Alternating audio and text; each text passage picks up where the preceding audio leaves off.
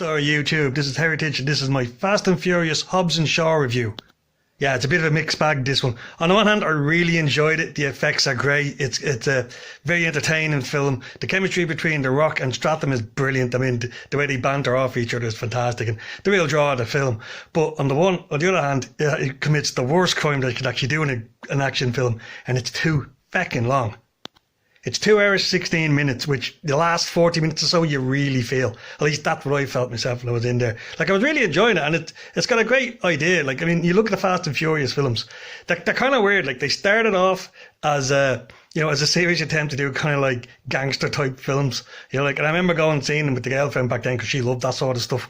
And but somewhere around Fast and Furious 5, they just chucked it and decided to make batshit insane films instead that were just focused on action and incredible stunts, with a side focus on family. And that's what you get here as well. I mean, the premise of the story is basically Jason Statham's character's sister is set up, and she ends up injecting herself with this virus that's been developed by a tech company that wants to basically wipe out most of humanity so that they can start over again with kind of augmented cybernetic humans, which is, I should expect, way more of a sci-fi concept than I would have thought you'd get for this film.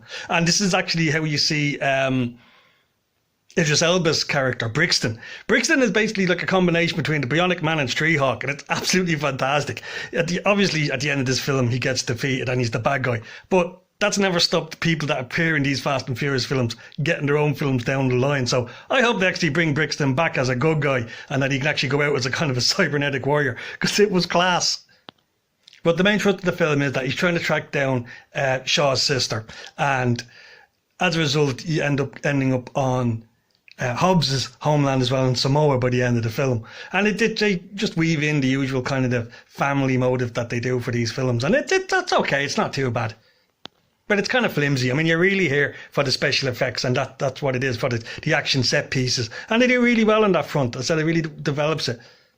Like I said, I don't want to give the bad impression about this one. It's not a bad film. And I haven't been following Box Office Mojo, so I don't know how well it's done. But I can't imagine that it's a flop or anything, because it is really entertaining. The cinema I was in was pretty much full. And like I said, it's been out for weeks so far.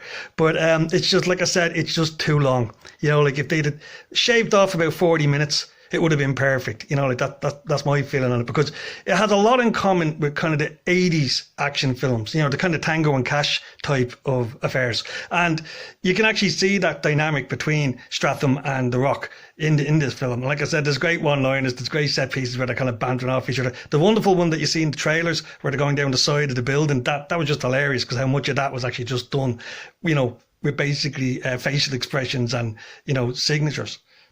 Although I will say there are certain times when you're looking at some of the set pieces and the CGI is really obvious. I don't give out about that sort of thing, because you are talking about stuff that's physically impossible to do.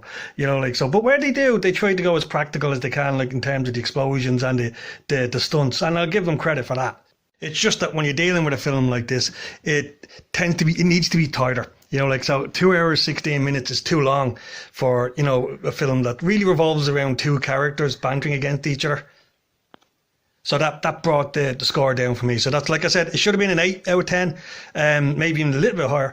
But like I said, because it was so long, the last 40 minutes for me really dragged, and it just kind of I finding myself drifting away in terms of the attention being held on the screen. And like I said, it's not a dig at the actors, it's not a dig at the production effects or anything. Like I said, it's just the runtime. If they had just trimmed it down about half an hour, it would have been a brilliant film.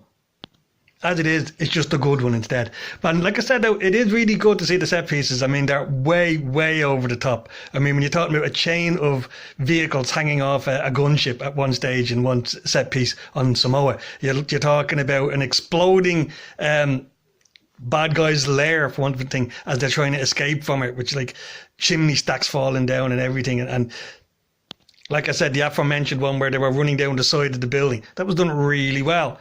And that led to actually a very good car chase by, Jason Stratham and Hobbs and Shaw, actually, as they were trying to escape from Brixton as he was chasing them on the bike. And some of the stuff on that was just fantastic. So I do have to say, like, the only thing is just the sheer length of it. It was a bit shorter, it'd be grand. So that's me, Fast and Furious Hobbs and Shaw review. It's worth seeing in the cinema. Really enjoyable. I hope I get that Brixton spin-off somewhere down the line.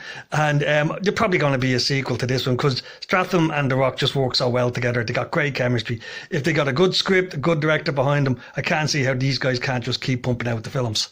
So there you go. If you like this video, like and subscribe. Let us know what you think yourself down in the comments about it yourself.